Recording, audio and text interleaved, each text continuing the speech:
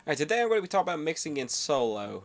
And what I mean by that is, like, going through each individual track, soloing it out, getting that track sounding good, throwing it all together in a mix.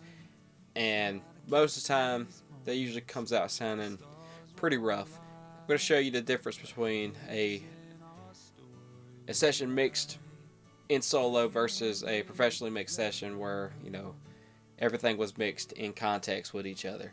A lot of times when we start out trying to record and mix, first thing we want to do, we get all our tracks in there, we want to solo them out, and we want to throw some EQ on it, we want to get everything sounding good. A lot of times what that means is, cranking the lows, cranking some highs, cutting out a lot of those mid frequencies because they just don't sound good when it's in solo. And for me, like, I always like to I would throw a lot of reverb, especially on vocals and guitar, like acoustic guitar and stuff. So it's what I've done in this session here today. And now I've already gone through this track. This is another song by Noah Lynch. It's called "Good Things Take Time." It'll be releasing later this year. But what I've done is I've gone through each track and I've added, some EQ, a little bit of compression, but I've done it in solo, and I've made it sound, as good as I can with just that track running. For example, we'll go over here to like the vocal track. We'll solo that out.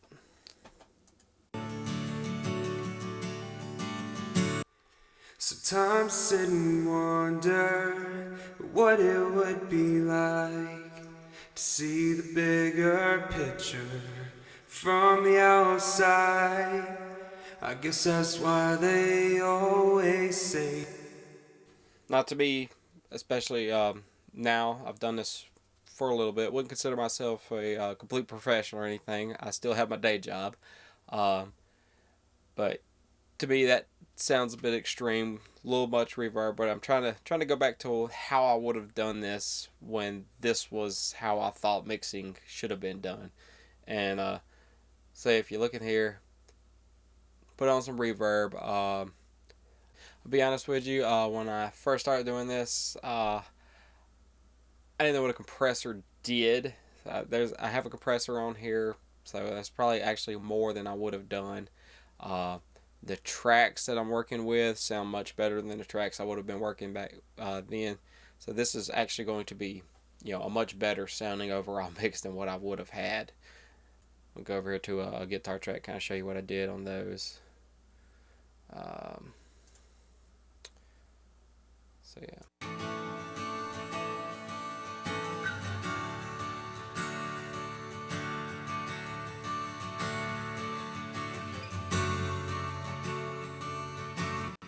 And once again, sounds a little extreme, especially with the reverb. But I mean, this is what I would have done, and what a lot of people are still doing, especially when you first stepping out and you're learning this.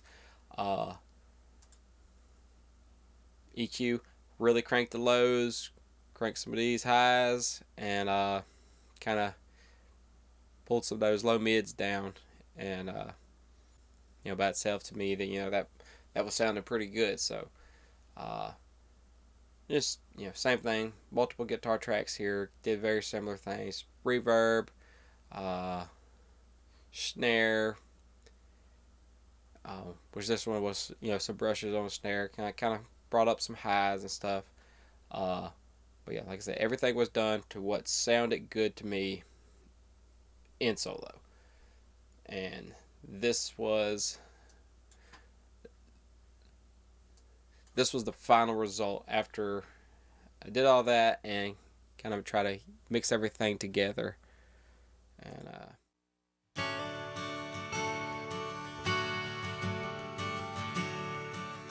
Do you ever get the feeling that we're running out of time? Trying to catch these moments that the stars wanna line, like the pages in our story. Can't get left behind.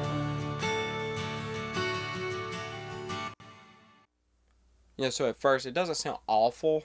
Obviously, it's very it's got a lot of reverb on it. Sounds very, I guess, distant to me. You know, I'm not getting that.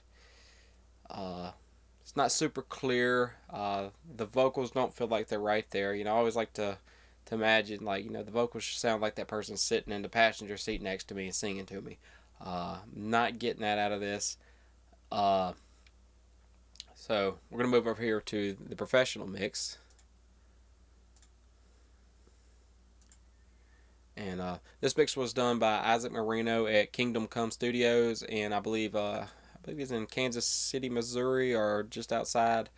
So obviously, you know, he does great work, and you're going to be able to tell an immediate difference between that and obviously an amateur sounding mix. So here we go.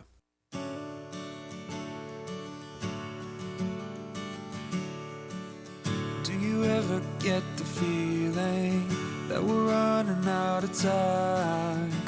So instantly, right out the gate, you hear the vocals. They're right there in your face. And I hear a little reverb on those guitars, if I'm not mistaken, and not so much in those vocals, if any.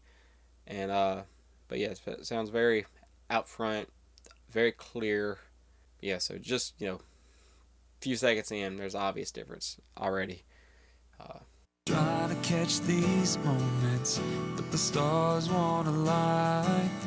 Like the pages in our story we write can't get left behind. Alright, we'll go back. Like the pages in our story we write can't get left behind.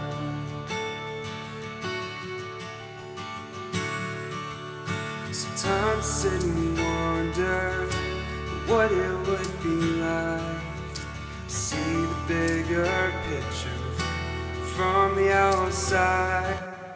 Alright, go back down here. Turn on the Pro Mix. Sometimes I sit and wonder what it would be like to see the bigger picture from the outside. Man, it's a huge difference. Pretty big instrumental part where everything's really coming together. Let you hear mine. Alright.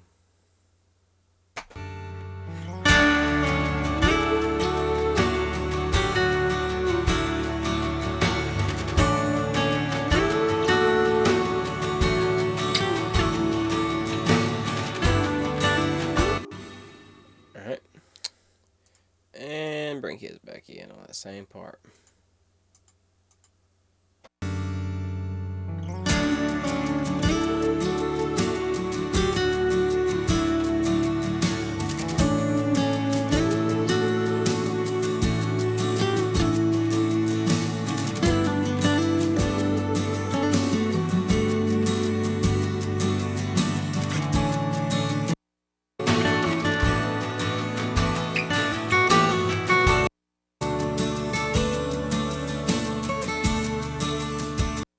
So yeah, a lot clearer on the professional mix. Perfect demonstration of just how bad you can really mess up your mixes by trying to mix everything in solo. So obviously solo has its purposes, but it can really mess you up. You know, so always take that in consideration. You know, if you're trying to, you know, maybe listen for some low frequency rumbles or something. You know, solo it out. You know, maybe there's some little minor edit, some sound or a pop or something that you're hearing. You know, obviously, you know, solo it out, find those things, make your edits. But you want to listen to everything as a whole. And kind of a hard habit to break. If I'm completely honest, it hasn't been that long ago that I've kind of forced myself to break away from mixing in solo. I would actually say probably in the last 2 years, I've probably made some of my biggest leaps in improving my recording and mixing, and hopefully in 2 more years, I'll be that much more improved. And but yeah, I don't consider myself a professional, but these are some things that I've learned, and maybe by me sharing this on here, And if you're trying to learn mixing yourself, maybe this will help you skip a few years of learning the hard way. And that's it for today's video. If you like this video, hit that like button. And don't forget to subscribe to my channel.